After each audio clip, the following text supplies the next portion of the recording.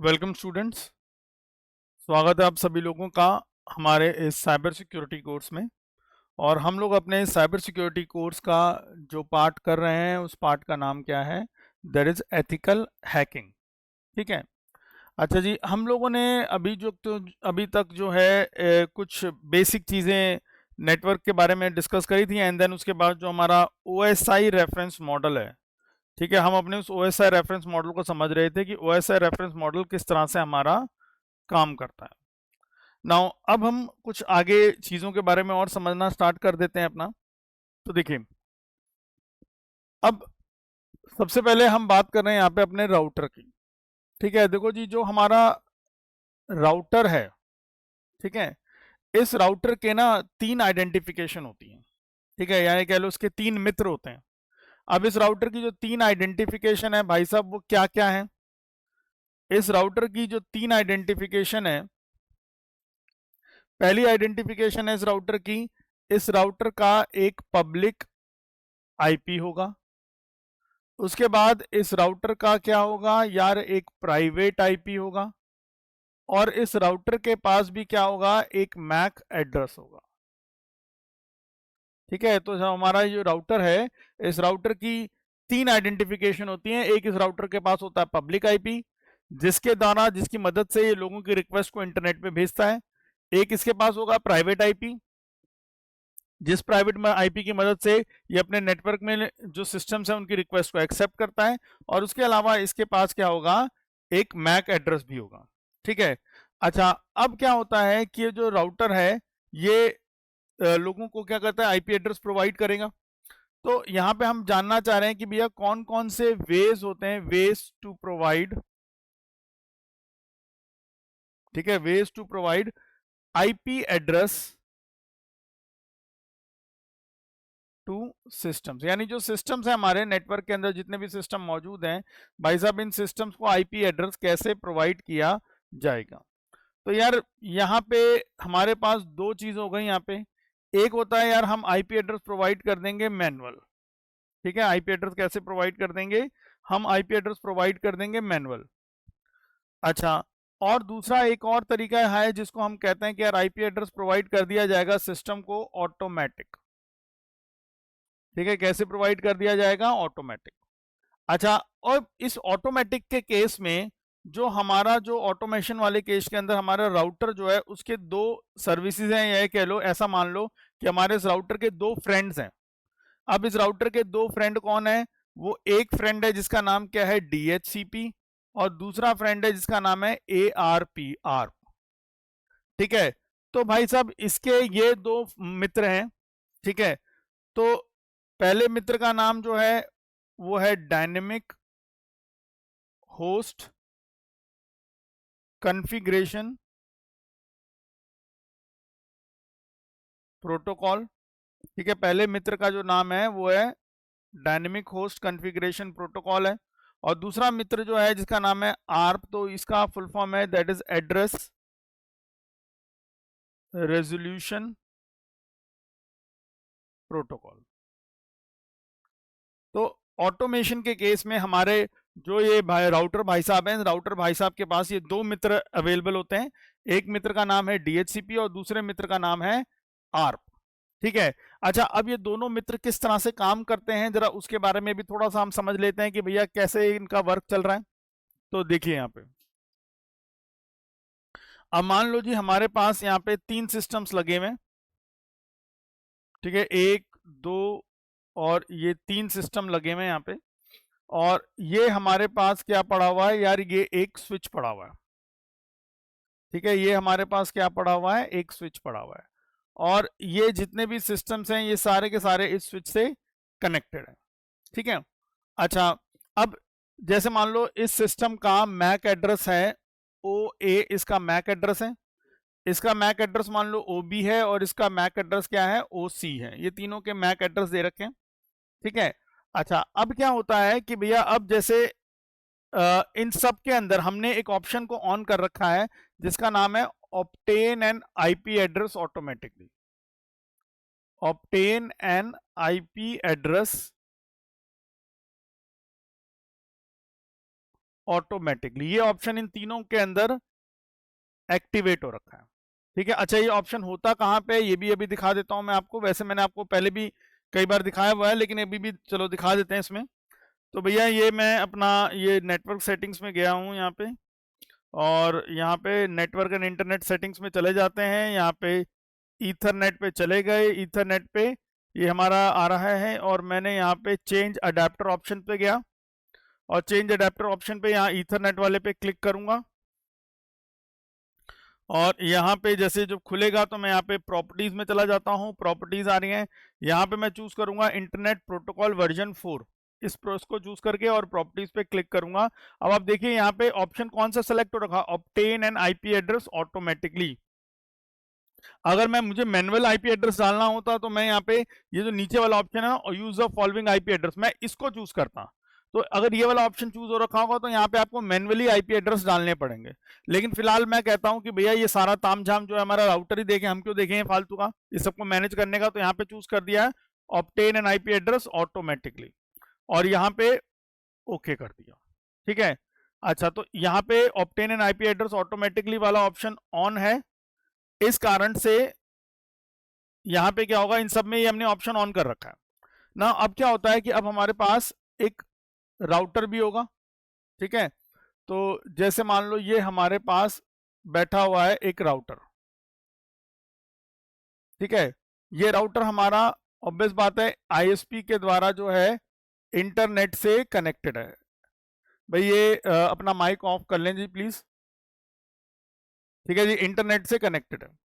अच्छा अब हमने क्या करा, अपने ये जो राउटर है हमारा, ठीक है जी, ये राउटर जो है भाई साहब इसके पास सब मैंने बताया था, जैसे इस राउटर के पास इसकी पब्लिक आईपी होगी, इसकी प्राइवेट आईपी होगी, सब होगी। तो इस राउटर के पास एक पब्लिक आईपी मिली होगी इसको, एक प्राइवेट आईपी भी होगी। ठीक है, और उसके अलावा इसके पास मैक एड्रेस भी होगा।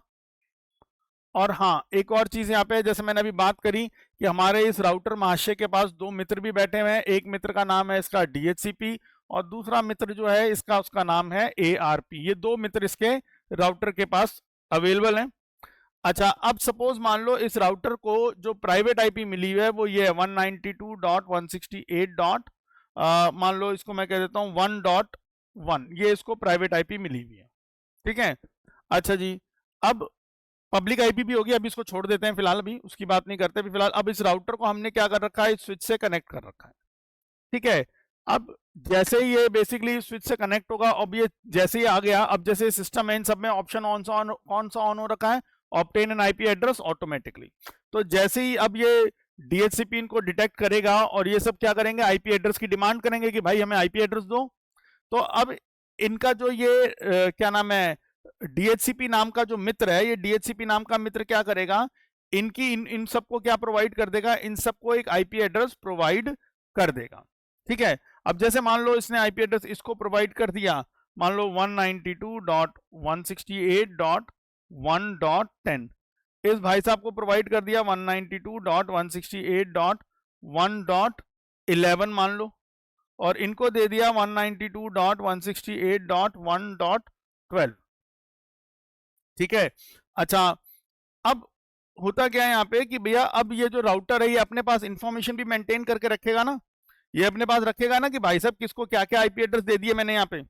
तो जैसे मान लो ये राउटर है, इस राउटर ने अपने पास जानकारी रखी हुई है कि भाई साहब कौन से मैक एड्रेस वाले सिस्टम को, जैसे सपोज इसने क्या रख लिया, एक ऐसा मान लेते हैं जी, एक ये इंफॉर्मेशन रख रहा है मैक और दूसरा इंफॉर्मेशन रख रहा है ये आईपी। ठीक है, अब जैसे इसने कर दिया जी OA वाला जो सिस्टम है वो ये वाली आईपी दे रखी है मैंने 192.168.1.10। ठीक है, और उसके बाद जो दूसरा सिस्टम है OB इज इक्वल टू 192.168.1.11, और आफ्टर दैट लास्ट इसने अपने पास रखा है कि भैया OC जो सिस्टम है उसको भैया मैंने ये आईपी दे रखी है 192.168.1.12। ठीक है, ये मैंने आईपी एड्रेस सबको दे रखा है, ये इंफॉर्मेशन इसने अपने पास मेंटेन करके रख ली। ठीक है जी, अच्छा एक मिनट।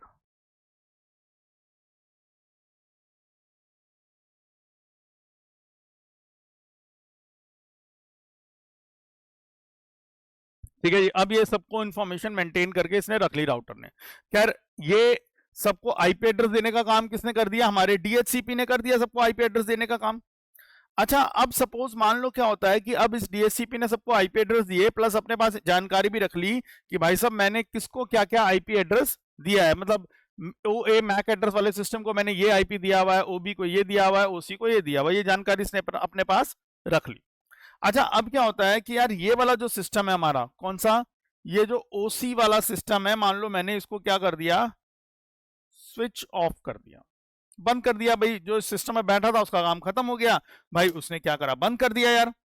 अब क्या होगा कि यार अब यानी कि जो आईपी इसको दी थी मैंने सिस्टम को, जो असाइन करी थी, वो यार वो आईपी अभी यूज हो रही है? नहीं यार, वो यूज नहीं हो रही। ठीक है। अच्छा, अब सपोज मान लो एक नया सिस्टम इसके अंदर अटैच किया, तो अब हो सकता है कि भी अगर राउटर को ये जानकारी मिल जाए कि कौन सी आईपी अभी इस समय एक्टिव है, कौन सी आईपी इस समय एक्टिव नहीं है, अगर ये जानकारी हमारे राउटर को मिल जाएगी तो वो जो एक्टिव नहीं है डिवाइस, जो सिस्टम ऑफ हो रखा है, उसकी आईपी वो कहीं और भी यूज कर सकता है ना। तो अब भाई इस राउटर को कैसे पता लगेगा कि भैया कौन सा सिस्टम ऑफ हो गया है, कौन सा नहीं ऑफ हुआ, ये कैसे पता लगेगा? अब क्या होता है कि ये जो राउटर है, जो इसका दूसरा मित्र जो बैठा है, जिस मित्र का नाम हमने क्या लिया है, आर्प। अब ये आर्प नाम का मित्र क्या करेगा, ये ना एक आर्प रिक्वेस्ट का पैकेट बनाता है। क्या बनाता है? आर्प रिक्वेस्ट का एक पैकेट बनाता है। जैसे फॉर एग्जांपल के तौर पे इस राउटर ने, ठीक है, इस राउटर ने मान लो एक पैकेट बनाया, इस पैकेट को मैं नाम दे देता हूं आर्प रिक्वेस्ट का पैकेट है। ठीक है, इसमें इसने सोर्स में अपना आईपी डाल दिया 192.168.1.1 और डेस्टिनेशन में इसने डाल दिया 192.168. मान लो इसने 1.12 डाला। ठीक है। अच्छा, अब इसने क्या करा, ये आर्प रिक्वेस्ट वाला जो पैकेट था, ये राउटर ने क्या करा, ये आर्प रिक्वेस्ट वाला पैकेट कहां भेज दिया, स्विच में भेज दिया। अच्छा, अब ये जो आर्प रिक्वेस्ट पैकेट जो होता है ना, देखो इसकी खास बात क्या होती है, इस आर्प रिक्वेस्ट पैकेट के अंदर क्या होता है, ये हमेशा ब्रॉडकास्ट होता है। क्या होता है? हमेशा ये ब्रॉडकास्ट होता है आर्प रिक्वेस्ट का पैकेट, यानी कि ये पैकेट सबके पास जाएगा। ठीक है, ये भाई इसके पास भी जाएगा, इसके पास भी जाएगा, इसके पास भी जाएगा। अच्छा, अब ये चेक करेगा कि भैया ये जो आर्प रिक्वेस्ट में जो सोर्स डेस्टिनेशन डला हो मेरा है नहीं है, ये चेक करेगा कि भाई मेरा है नहीं है। अच्छा, खैर इसके पास तो ये तो रिस्पॉन्स करेगा ही नहीं, ये तो कुछ रिस्पॉन्स करेगा नहीं। अच्छा, मान लो अगर ये स्विच ऑन होता, या ऐसा कर लेते हैं पहले हम इसको ये मान के करते हैं, काम करते हैं, मान लो इसने जो पैकेट भेजा 1.11 के लिए भेजा। ठीक है, किसके लिए भेजा? पहले पैकेट 1.11 के लिए पैकेट भेजा, तो भैया इसने तो रिस्पॉन्स नहीं किया, बट इसने एक्सेप्ट कर लिया है पैकेट। ठीक है, अब ये ओबी जो है, इस ओबी ने ये तो यार एक्सेप्ट कर लेगा ना, तो ये बंदा क्या भेजेगा, ये भेजेगा आर्प रिप्लाई। ठीक है, आर्प रिप्लाई। अब आर्प रिप्लाई में क्या करेगा, ये सोर्स तो इसका अपना रहेगा 192.168.1.11 और डेस्टिनेशन किसको दे देगा 192.168.1.1। अब ये आर्प रिप्लाई भेजेगा। इसने क्या करा, स्विच को आर्प रिप्लाई भेजा। एक दूसरा कलर लेते हैं यहाँ पे। इसने क्या करा, स्विच को आर्प रिप्लाई भेजा, स्विच की तरफ से वो आर्प रिप्लाई राउटर को जब मिल गया तो राउटर को पता लग गया हाँ भाई ये आईपी अभी यूज में है। ठीक है, इसका कुछ नहीं है। अब मान लो इस राउटर ने एक और पैकेट बनाया। ठीक है, अब मान लो इस राउटर ने एक और आर्प रिक्वेस्ट पैकेट बनाया, आर्प रिक्वेस्ट पैकेट एक और बनाया, जिसमें इसने सोर्स क्या डाल दिया 192.168.1.1, लेकिन डेस्टिनेशन उसने डाला 192.168.1.12 डाल दिया, ये डाल दिया भाई डेस्टिनेशन इस बार। अच्छा, ये 192.168.1.12 वाला सिस्टम तो बंद था ना, तो यार अब क्या इसकी इस आर्प रिक्वेस्ट का कोई बंदा रिप्लाई करेगा? नहीं, क्योंकि भैया ये वाला आईपी वाला जो सिस्टम है वो तो बंद है, और बाकी जो सिस्टम है उनकी तो आईपी अलग अलग है, वो क्यों करेंगे इसका रिप्लाई? तो इसको कहीं से कोई रिप्लाई नहीं मिलेगा। तो जैसे ही आर्प को कोई रिप्लाई नहीं मिला, राउटर को इस आर्प रिक्वेस्ट का कोई रिप्लाई नहीं मिला, तो राउटर को समझ में आ गया कि यार ये वाला आईपी अभी कहीं पे यूज नहीं हो रहा है, तो इट्स बेटर है कि भाई साहब इसकी एंट्री हटाओ, इस आईपी को फ्री करो, ताकि और कोई और सिस्टम जो हो नेटवर्क में, और कोई नया सिस्टम हो, उसको अगर रिक्वायरमेंट हो, या और अदर सिस्टम्स हैं, किसी और सिस्टम को अगर रिक्वायरमेंट हो रही है, तो ये आईपी उनको असाइन करी जा सके। ठीक है जी, तो यहाँ पे डीएचसीपी और आर्प की वर्किंग ये है हमारे पास। तो जरा यहाँ पे इसके बारे में लिख लेते हैं, समझ लेते हैं कि क्या क्या हुआ अभी हमारे साथ यहाँ पे। तो देखो इधर एक मिनट,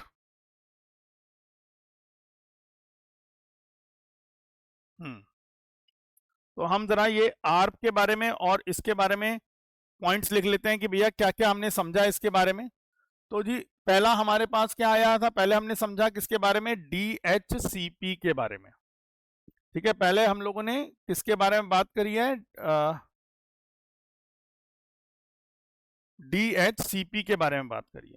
ठीक है, तो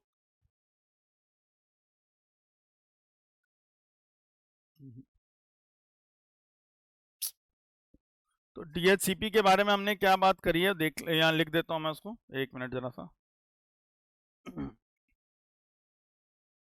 थोड़ा सा यार आप लोग एक चीज को और थोड़ा ध्यान रखेंगे यार, थोड़ा जितनी जल्दी हो सके क्लास को ज्वाइन कर लो। ठीक है, उसमें क्या होता है ना, बीच बीच में रुक रुक के फिर ज्वाइन करवाना पड़ता है, तो वो काम सही नहीं होता और आपका भी काफी सारा पॉइंट छूट जाता है, तो फायदा नहीं है। ठीक है, क्या कर, चलिए अब आगे देखते हैं। तो DHCP की अगर हम बात करें तो DHCP क्या के बारे में हम लोगों ने क्या पढ़ा भाई, DHCP के बारे में हमने ये पढ़ा कि भैया DHCP क्या है, it is a service, it is a service, ये एक सर्विस है जो क्या करती है, दैट असाइन, क्या करेगी, असाइन IP एड्रेस। ठीक है, जो क्या असाइन करेगी, IP एड्रेस करेगी to a to a machine. ठीक है, to a machine in automation. In automation का मतलब कि ऑटोमेटिकली दे देगी ना भाई, किसी से पूछेगा नहीं कुछ नहीं भाई, जैसे कोई मशीन सिस्टम कोई नेटवर्क में आया, जैसे वो अप हुआ, उसकी तरफ से रिक्वेस्ट रेज हुई, तो उसने ऑटोमेटिकली जैसे डिटेक्ट किया एक नया सिस्टम आ गया है, तो ऑटोमेटिकली उसको IP एड्रेस असाइन कर देगा, कौन, हमारा DHCP। उसके बाद हम बात करते हैं जिसकी ARP की, जो है एड्रेस रेजोल्यूशन प्रोटोकॉल। तो भैया बेसिकली ARP का काम क्या है, देखो यहाँ पे, द टास्क ऑफ ARP, यानी जो ARP नाम का जो सर्विस है उसका टास्क क्या है, is to send ARP request packet. ठीक है, क्या करेगा, is to send ARP request packet, send करेगा। ठीक है, ARP रिक्वेस्ट पैकेट सेंड करेगा to system, to systems of the network. तो जो हमारे नेटवर्क में जो सिस्टम्स हैं उनको प्रोवाइड करेगा, to send ARP request packets to systems, ठीक है, इन द नेटवर्क। ठीक है, टू, अब ये बेसिकली क्या क्यों भेज रहा है ये ARP पैकेट, वेरीफाई करने के लिए ना, कि भैया जो IP है, जो प्राइवेट IP हमने यूज कर रहा हूं, वो प्राइवेट IP जो है वो स्टिल अभी ऑन है, कोई उसको यूज कर रहा है कि नहीं कर रहा। ठीक है, तो ये to the network to verify, क्या वेरीफाई करेगा, that the system, that the system having particular, ठीक है, that the system having particular private IP, ठीक है, इज स्टिल ऑन, मतलब ऑन है कि नहीं है, and using that IP, and using that IP। ठीक है जी, तो ये बेसिकली क्या कर रहा है, ये एक ARP रिक्वेस्ट पैकेट भेजता है। ठीक है, क्यों भेजता है, वेरीफाई करने के लिए कि भैया जो सिस्टम इस IP को यूज कर रहा था वो अभी भी ऑन है, उसको यूज कर रहा है कि नहीं कर रहा, अदरवाइज नहीं कर रहा तो फिर ठीक है भाई, उसको फ्री करें। ठीक है, तो अब देखो अब क्या होगा इसमें आगे, अगर क्या होता है, अगर कोई रिप्लाई उसके पास नहीं आता, ठीक है, अगर कोई रिप्लाई उसके पास नहीं आता, तो आपको समझ में आ जाता है कि भैया ये IP अभी यूज में नहीं हो रही है, क्योंकि भैया कोई रिप्लाई आए नहीं ना, तो इसका मतलब को क्या करेगा, उस IP को फ्री कर देगा, और वो उस पर्टिकुलर IP को किसी और सिस्टम के लिए यूज करना हो रिक्वायरमेंट के अकॉर्डिंगली तो कर देगा भाई। ठीक है, तो सीधी सी बात है, इफ, अगर रिप्लाई आ गया, इफ रिप्लाई कम्स, ठीक है, तो देन ARP knows, कि भैया आपको पता लग जाता है कि भैया जो IP है वो स्टिल अभी यूज हो रही है, तो ARP knows that the IP is still in use, वो आईपी जो है अभी स्टिल इन यूज है, ठीक है, उसको पता लग जाता है।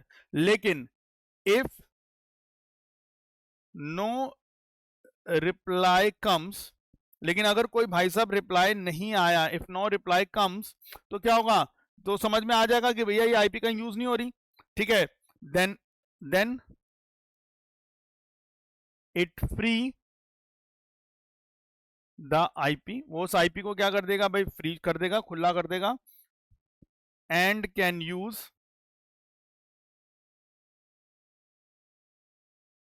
ठीक है, and can use this IP for some other, for some other system, ठीक है, वेन एवर रिक्वायर्ड,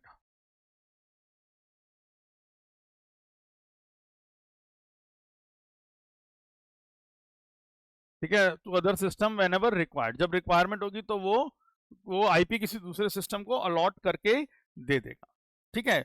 तो ये हम लोगों ने देखा कि भाई किस तरह से ये सारा हमारा जो डीएचसीपी है और आर पे इसका काम कैसे चलता है, किस तरह से ये मैनेज करता है यहाँ पे, ठीक है जी। अच्छा, अब इसके बाद जो नेक्स्ट टॉपिक हमने देखना है, अभी हमें ये समझ में आ गया कि एक डीएचसीपी क्या काम करेगा और एक हमारा जो है क्या नाम है अपना ये आर्प क्या काम करता है। अब देखो यहाँ पे, अब नेक्स्ट टॉपिक जो हमने समझना है यहाँ पे, ठीक है, जिस टॉपिक को हम लोग डिस्कस कर रहे हैं वो टॉपिक क्या है हमारा, कि कैसे रिक्वेस्ट हैंडलिंग, ठीक है, request handling between a system in a network, system in a network, ठीक है, system in a network and अ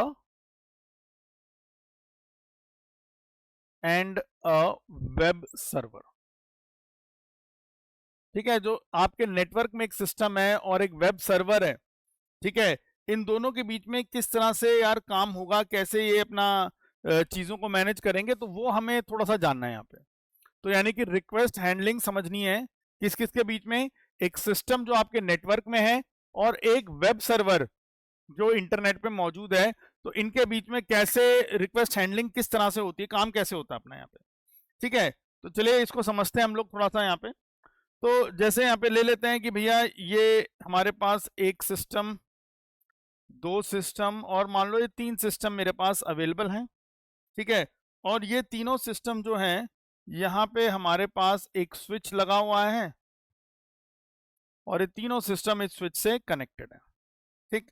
अच्छा, और हमारा ये जो स्विच है, ये स्विच किससे जुड़ा हुआ है, सपोज मान लीजिए हमारे पास यहाँ पे एक राउटर है, उस राउटर से ये स्विच जुड़ा हुआ है, ठीक है, दिस इज द स्विच, और ये स्विच हमारा इस राउटर से जुड़ा हुआ है। अच्छा, ये जो स्विच है मान लो इस स्विच के पास अपना वो डीएचसीपी भी है प्लस इसके पास आर्प भी है, ठीक है। अच्छा, अब जो ये राउटर है भाई, इस राउटर के पास क्या होगी यार, एक पब्लिक आईपी होगी, एक पब्लिक आईपी होगी, जैसे मान लो फॉर एग्जांपल के तौर पे इस पे पास पब्लिक आईपी जो है वो ऐसे है 4.4.4.5, मान लो ये पब्लिक आईपी इसके पास डली हुई है। अच्छा, उसके अलावा इसके पास क्या है यार, एक प्राइवेट आईपी भी होगी, अभी मान लो इसके पास प्राइवेट आईपी है 10.0.0.1, ये इसके पास प्राइवेट आईपी ये डली हुई है। अच्छा, तो अब जो है इसका डीएचसीपी वाला मित्र है वो इन सब में वही आईपी डाल देगा 10.0.0. भाई अब एक को यहाँ पे सपोज मान लो फॉर एग्जांपल इसको 5 कर दिया, 0.5, 10.0.0.6 कर दिया, 10.0.0.7 कर दिया, ठीक है, तो ऐसे सबको आईपी उसने प्रोवाइड कर दी। अच्छा, अब सपोज मान लो यार ये जो 10.0.5 वाला जो सिस्टम है, अब इस सिस्टम पे जो यूजर बैठा है भाई, इसका मन कर रहा है कि भैया lux.com नाम की वेबसाइट को खोल के देखना है, तो भैया इसने अपना ब्राउजर खोला, ब्राउजर खोलकर इसने क्या करा भाई, अपने ब्राउजर पे जाके लिख दिया www.lux.com, ये लिख दिया इसने। अच्छा, अब जब ये लिखेगा तो हमें पता है कि क्या होगा भाई, एक रिक्वेस्ट पैकेट बनेगा, ठीक है। अच्छा, अभी जो रिक्वेस्ट पैकेट बना है इसमें आ जाएगा कि भैया बंदा देखना चाहता है क्या, lux.com को देखना चाहता है। अच्छा, देखना कौन चाहता है, सोर्स कौन है भाई, कौन देखना चाहता है, 10.0.0.5। अच्छा, अब ये रिक्वेस्ट किसको भेजेगा, भैया इनका कर्ता धर्ता कौन है, ये राउटर है, तो राउटर को ही रिक्वेस्ट भेजेगा। तो भाई राउटर का डेस्टिनेशन में आईपी लग जाएगा इसमें 10.0.0.1। अच्छा, अब ये रिक्वेस्ट जो है इसकी, जो ये यहाँ पे जनरेट हुई है, रिक्वेस्ट किसके पास जाएगी यार, इस स्विच के पास जाएगी, स्विच से ये राउटर के पास गई। अच्छा, अब राउटर भाई करेगा क्या क्या, सबसे पहले राउटर क्या करेगा यार, अपने पास ना एक एंट्री मेंटेन करके रख लेगा कि भैया 10.0.0.5 वाले ने मेरे पास lux.com की रिक्वेस्ट दी है और इतने बजे दी है, जो भी है वो सब और भी इंफॉर्मेशन होगी, बट मेन मेन मेजर वाली इंफॉर्मेशन यही है कि भैया इसने ये वाली वेबसाइट को एक्सेस करने की रिक्वेस्ट दी है, ये राउटर ने अपने पास सेव करके रख लिया। ठीक है। अच्छा, अब राउटर को पता है कि भाई ये पैकेट में मेरे पास तो आ गया, लेकिन इंटरनेट पे ये पैकेट छोड़ना जा सकता है क्योंकि इसमें तो प्राइवेट आईपीस डली हुई है। तो अब इसने क्या करा कि भैया अब इस बंदे ने इस पैकेट को रीडिजाइन करा और इस पैकेट के अंदर डाल दिया कि भैया रिक्वायरमेंट किसकी है, lux.com को देखने की रिक्वायरमेंट है। अच्छा, लेकिन इस बार सोर्स किसको डाला, अब ये सोर्स में, अब क्योंकि इसकी ये रिक्वेस्ट इंटरनेट पे राउटर भेज रहा है, तो अब वो सोर्स में क्या डालेगा भाई, वो अपना डाल देगा 4.4.4.5 और डेस्टिनेशन में क्या डालेगा कि lux.com जिस वेब सर्वर के अंदर मौजूद है उस वेब सर्वर का पास एक स्टैटिक आईपी होगा। ठीक है, जैसे मान लो ये एक वेब सर्वर है, ठीक है, this is a web server, ठीक है, जिसमें इस वेब सर्वर के पास क्या डला हुआ है, lux.com का वेबसाइट इसमें डली, यानी www.lux.com वाली जो वेबसाइट है वो वेबसाइट कहाँ डली हुई है भाई साहब, इस वेब सर्वर में डली है। अच्छा यार, ये जो वेब सर्वर है इस वेब सर्वर का एक स्टैटिक आईपी भी है, ठीक है, क्योंकि सर्वर्स के आईपी तो स्टैटिक ही रहेंगे, वो बार बार चेंज थोड़ा ना होंगे। अब मान लो इसका स्टैटिक आईपी है 200.10.10.1, मान लो ये इसका स्टैटिक आईपी है। तो अब क्या करेगा ये बंदा कि भैया जो ये राउटर जो है, ये जो पैकेट बना रहा है, इस पैकेट में सोर्स तो हो गया 4.4.5, डेस्टिनेशन में क्या डाल देगा उसका 200.10.10.1 ये डाल देगा। अच्छा जी, अब ये डल गया। अब इसके बाद अब इस पैकेट को वो कहां भेजेगा, वो भेजेगा भाई साहब इंटरनेट पे। ठीक है, अब ये पैकेट कहां गया, ये पैकेट गया भाई इंटरनेट पे, चला गया ये पैकेट। अच्छा, अब ये क्या होगा, ये इंटरनेट पे जब ये पैकेट गया तो ये पैकेट किसके पास डिलीवर कर देगा, क्योंकि भाई उस पैकेट में डेस्टिनेशन एड्रेस लिखा हुआ है ना, इसके पास जाना है, तो भैया इंटरनेट के द्वारा वो पैकेट इन वेब सर्वर महाशय के पास पहुंच जाएगा। अच्छा, अब ये वेब सर्वर जो बैठा हुआ है यहाँ पे, अब ये क्या करेगा भाई, अब ये ना एक रिजल्ट पैकेट बनाएगा जिसमें इसने क्या करा, होम पेज जो है ना, किसका होम पेज, lux.com का जो होम पेज है यार, वो इसने तैयार कर दिया, वो डाल दिया, मतलब पेज डाल दिया, भी मैं इसको ऐसे लिख रहा हूं, मतलब होम पेज जो है lux.com का आ गया। अच्छा, उसके अलावा ये सोर्स आईपी डाल देगा, भाई ये पेज कौन भेज रहा है, ये पेज भेज रहा है 200.10.10.1, ये बंदे ने भेजा है। अच्छा, किसको भेजेगा, ये उस राउटर का पब्लिक आईपी 4.4.4.5 कि भैया इसको दे दो। अच्छा, अब क्या होगा यार, ये पैकेट वही फिर इंटरनेट के माध्यम से कहां पहुंच जाएगा, ये पैकेट इंटरनेट के माध्यम से घूमता फिरता पहुंच जाएगा किसके पास, हमारे इस राउटर के पास आ जाएगा ये पैकेट, कि ले भाई पैकेट आ गया। अच्छा, अब हमारा जो राउटर है, जब इसके पास ये पैकेट पहुंचेगा तो राउटर अब इसको तैयार करेगा। ठीक है, यानी राउटर के पास जो पैकेट पहुंचा, तो राउटर के पास, हाँ एक मिनट, चलो कल ये ले लेते हैं। अब राउटर के पास जो पैकेट पहुंचा, तो राउटर के पास पैकेट ये था कि भैया होम पेज ऑफ lux.com इसके पास आ गया। ठीक है। अच्छा, इसने जो सोर्स आईपी उस पेज में पाया वो क्या था, सोर्स आईपी जो इसको इस पेज में मिला वो था 200.10.10.1 और डेस्टिनेशन क्या मिला था इसको 4.4.4.5 ये इसको मिला। ठीक है, तो भैया अब राउटर के पास ये पैकेट आ गया था ये। अच्छा, अब राउटर बेसिकली पहले क्या करेगा, वो पहले ना यार अपने इस फाइल को चेक करेगा कि भाई साहब ये रिक्वेस्ट मैंने रेज अरे मतलब रेज किसके लिए करी थी। ठीक है, ये lux.com की जो रिक्वेस्ट है भाई साहब मैंने बनाई, रेंज मतलब इसको रेज किसके लिए करा था, किसके लिए भेजा था रिक्वेस्ट है मैंने ना। उसने इस जगह पे जो उसके पास फाइल है जहां पे सारी एंट्रियां पड़ी रहती हैं, अब इसको पता लग गया कि भाई ये रिक्वेस्ट मैंने 10.0.0.5 के लिए करी थी भाई। तो अब ये इस जानकारी को रेफर करते हुए अब ये क्या करेगा, इस पैकेट को थोड़ा सा चेंज करेगा और इसमें होम पेज जो है lux.com का वो तो रहेगा रहेगा इसमें। ठीक है, लेकिन अब यहाँ पे क्या करेगा, अब सोर्स आईपी क्या डाल देगा, अब सोर्स आईपी अपनी डाल देगा, क्योंकि अपनी प्राइवेट आईपी डाल देगा, क्योंकि नेटवर्क में तो प्राइवेट आईपी के द्वारा ही बात कर सकता, तो 10.0.0.1। और डेस्टिनेशन आईपी किसकी डाल देगा भाई, जहां से रिक्वेस्ट जनरेट होती 10.0.0.5। और उसके बाद ये पैकेट किसको भेज देगा, एक मिनट रुको। ठीक है, ये पैकेट बन गया और इसके बनने के बाद ये पैकेट किसके पास चला जाएगा, ये राउटर इस पैकेट को भेज देगा स्विच के पास और स्विच से ये पैकेट इस पर्टिकुलर बंदे के पास आ जाएगा और इसको होम पेज जो है lux.com का दिखने लग जाएगा। ठीक है, तो इस तरह से ये सारा का सारा जो काम है वो परफॉर्म होता है। ठीक, तो अब एक चीज का ध्यान देंगे यहाँ पे, मैं कुछ जो अब बात ये तो हमने सिंपल देख लिया कि कैसे रिक्वेस्ट हैंडलिंग होती है, ये हमें पता लग गया। ठीक है, अब देखो यहाँ पे, अब हमें ना एक मुद्दा समझना है यहाँ पे कि हम ये तो जानते हैं कि अगर कोई मुझसे पूछे कि भैया what is an IP address, तो ये तो मैं आराम से बता दूंगा कि भाई साहब आईपी एड्रेस क्या होता है। ठीक है, अच्छा लेकिन अब यहाँ पे एक क्वेश्चन हमारे पास अराइज होता है कि भैया ये आईपी एड्रेस कैसे बताता है आपकी लोकेशन के बारे में, यानी कि हाउ आईपी एड्रेस, ठीक है, how IP address tell about the location. ठीक है, अब जैसे सपोज हम कहते हैं कि भाई कोई भी जो हैकर होता है, जब वो किसी वो सेटअप को एक्सेस करने की कोशिश करता है तो उसकी इसकी एक रिस्पॉन्सिबिलिटी ये भी हो, वो मतलब उसका एक काम ये भी होता है कि वो चाहता है कि भैया उसकी जो आइडेंटिटी है वो हिडन रहे।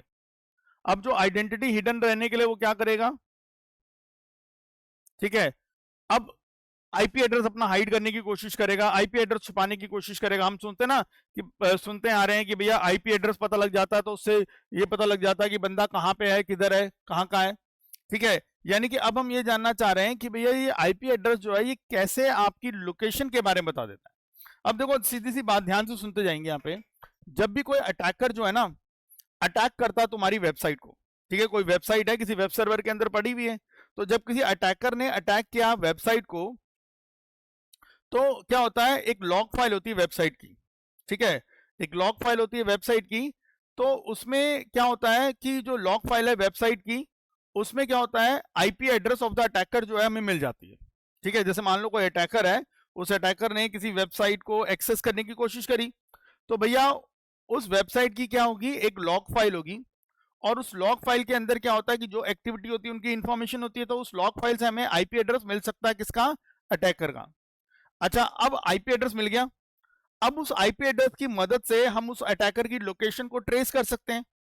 ठीक है, और उस अटैकर को कौन बंदा है जो इंटरनेट जिसने जो मतलब किस इंटरनेट प्रोवाइडर का वो इंटरनेट यूज कर रहा था, ये भी जानकारी निकाल सकते हैं। तो अब अगर मुझे ये पता लग जाए, सपोज मान लो मेरे को अटैकर की आईपी पता लग गई, अब पता लगने के बाद अगर सपोज मान लो मैं ये पता लगा लूं कि भाई साहब ये आईपी एड्रेस किसका था, मतलब इसका सर्विस प्रोवाइडर कौन है।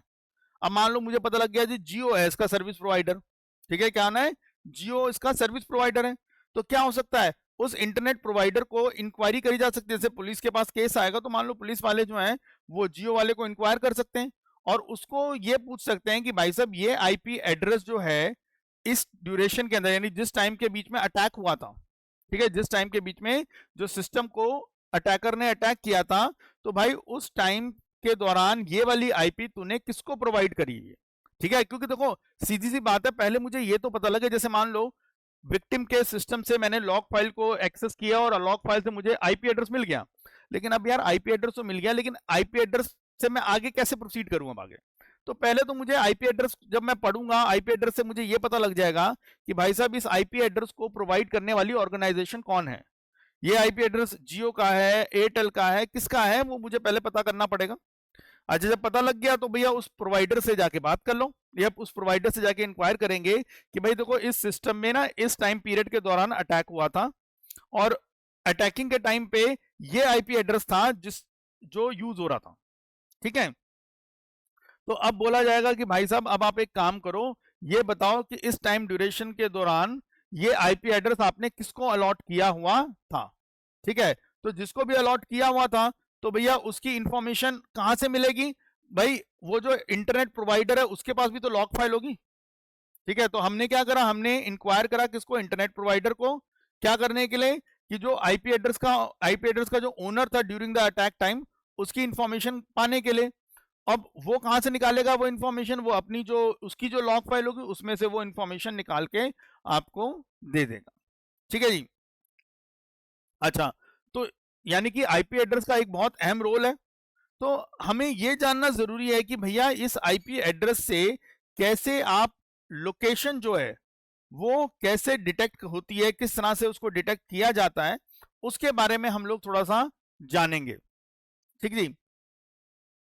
अब जैसे हमें पता है इंटरनेट पे किसका इस्तेमाल होता है, इंटरनेट पे इस्तेमाल होता है पब्लिक आईपी का। ठीक है, तो यानी कि अब हमारा जो टॉपिक बन गया वो ये बन गया कि भाई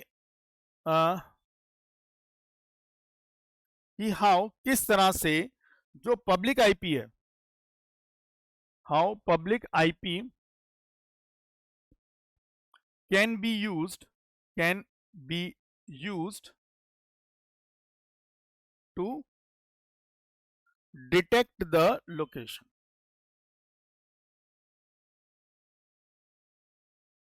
ठीक है, तो अब हमारा जो टॉपिक है वो क्या है कि भाई मुझे पता है यार इंटरनेट पे क्या चल रहा है, इंटरनेट पे पब्लिक आईपी के द्वारा ही सारा काम होता है।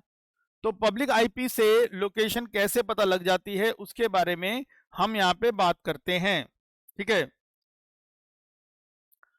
अब यहाँ पे सिंपल सी बात एक चीज समझ लो कि भैया जो हमारी पब्लिक आईपी होती है, ठीक, एक तो यहाँ पे एक बात मैं लिख देता हूँ यहाँ की जो पब्लिक आईपी है, अ पब्लिक आईपी, ठीक है, एड्रेस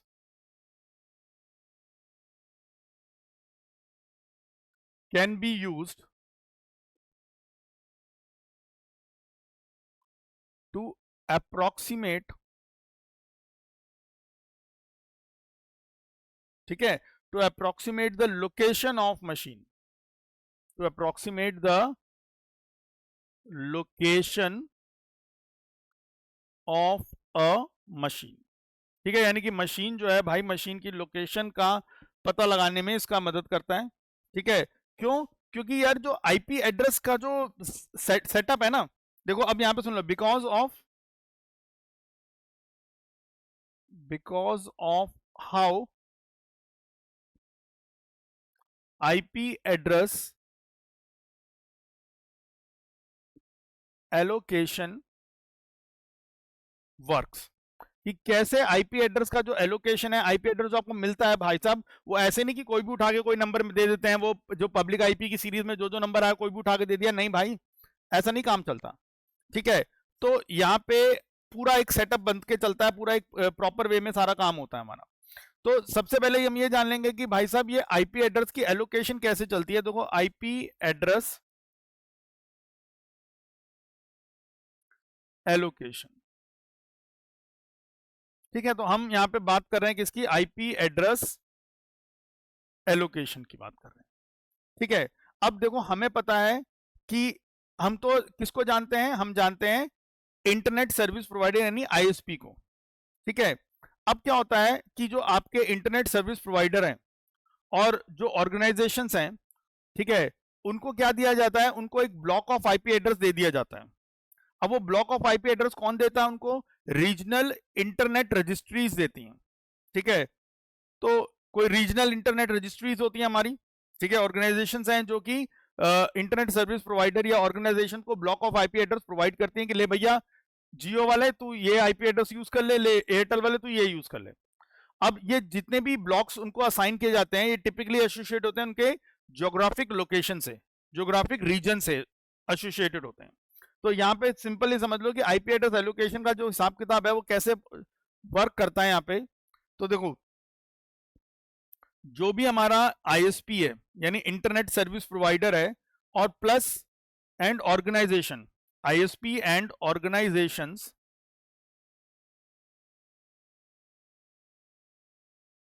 ठीक है, आईएसपी एंड ऑर्गेनाइजेशंस, इनको क्या दिया जाता है, are given block of IP address, कि भैया कुछ particular block of IP address उनको प्रोवाइड कर दिया। अब वो उसको सबनेटिंग करके जैसा बढ़ाना चाहें बढ़ाते रहें, वो जो भी करना करें, बट क्या है कि आईएसपी और ऑर्गेनाइजेशन को एक block of IP address provide कर दिए गए, ठीक है, ब्लॉक ऑफ आईपी एड्रेस, लेकिन ये किसने करे, बाय रीजनल, ठीक है, बाय रीजनल इंटरनेट रजिस्ट्रीज ने, ठीक है, बाय रीजनल इंटरनेट रजिस्ट्रीज ने इनको प्रोवाइड करे। अब जैसे मैं यहाँ पे कुछ इनके नाम लिख देता हूं, तो जैसे आप ये थोड़ा सा देखेंगे कि क्या क्या नाम है, ये सारे नाम जैसे ARIN, ठीक है, और है RIPE, और इसके अलावा जैसे APNIC, तो ऐसे अलग अलग ये इंटरनेट ऑर्गेनाइजेशंस हैं, ठीक है, रजिस्ट्रीज हैं जो बेसिकली आईपी के ब्लॉक असाइन करते हैं, ठीक है, और ये ब्लॉक जो है ये एसोसिएट होते हैं, ये जो ब्लॉक्स उनको दिए ये कैसे उनके ज्योग्राफिक रीजन के अकॉर्डिंगली एसोसिएटेड होते हैं, ठीक है, ऐसे नहीं कि अपनी मर्जी से कोई सा भी ब्लॉक दे दिया, उन्होंने हिसाब लगा रखा है कि भैया ये ब्लॉक इस जोन के होंगे, ये ब्लॉक इस जोन के, तो उसके हिसाब से उन्होंने उनको डिस्ट्रीब्यूट कर रखे हैं। सो दीज ब्लॉक्स, एक मिनट थोड़ा सा इसको नीचे कर लेते हैं।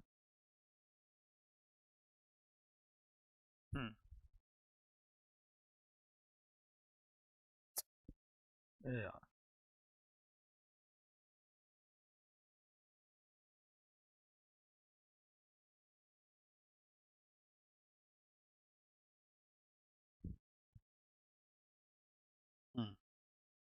so these blocks,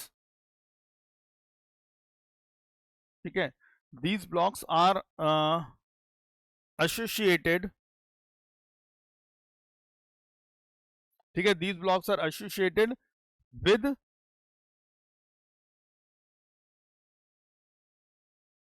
specific geographic location, ठीक है, स्पेसिफिक ज्योग्राफिक लोकेशन से ये या लोकेशन कह लो या रीजन वर्ड लगा लेते हैं इसमें, स्पेसिफिक ज्योग्राफिक रीजन बोल दिया, ठीक है, रीजन। तो ये ब्लॉक्स उन्होंने किस हिसाब से डिवाइड कर रखे हैं, जो अलग अलग ज्योग्राफिक रीजन्स हैं उनके हिसाब से उन्होंने इसको डिवाइड कर रखा है, ठीक है। तो अभी फिलहाल एक काम करते हैं, इसको इतना तक ही करते हैं क्योंकि इससे रिलेटेड और भी चीज़ें मुझे बतानी है, ठीक है, तो वो अभी कंप्लीट नहीं हो पाएंगी, तो अभी फिलहाल इसको यहीं पे रोकते हैं इस टॉपिक को, ठीक है। इसके आगे की जो कहानी है वो हम नेक्स्ट क्लास में अपना स्टार्ट करेंगे, ठीक है। तो आई होप जो मैंने बताया आप लोगों को बात समझ में आई होगी। आप जो भी हमने डीएचसीपी के बारे में पढ़ा, आर्प के बारे में पढ़ा, और कैसे एक सिस्टम जो है आपके नेटवर्क में जुड़ा हुआ है वो कैसे एक वेब सर्वर से कम्युनिकेट कर रहा है, उसका पूरा प्रोसीजर आपको पता होना चाहिए। और उसके बाद हमने एक नई चीज को स्टार्ट किया कि कैसे आईपी एड्रेस जो है आपको लोकेशन के बारे में बताता है, तो ये हमें पता होना बहुत ज्यादा जरूरी है, ठीक है। तो चलिए आज की क्लास हम यहीं फिनिश करते हैं। आई होप आपको सारी बातें समझ में आई होंगी। नेक्स्ट क्लास में हम इसी टॉपिक को आगे कंटिन्यू करेंगे, इससे रिलेटेड कुछ और इंपॉर्टेंट चीजें जानेंगे, इसको और समझेंगे अपना, ठीक है। तो चलिए, thank you very much and have a nice day. मिलते हैं आप लोगों से नेक्स्ट क्लास में।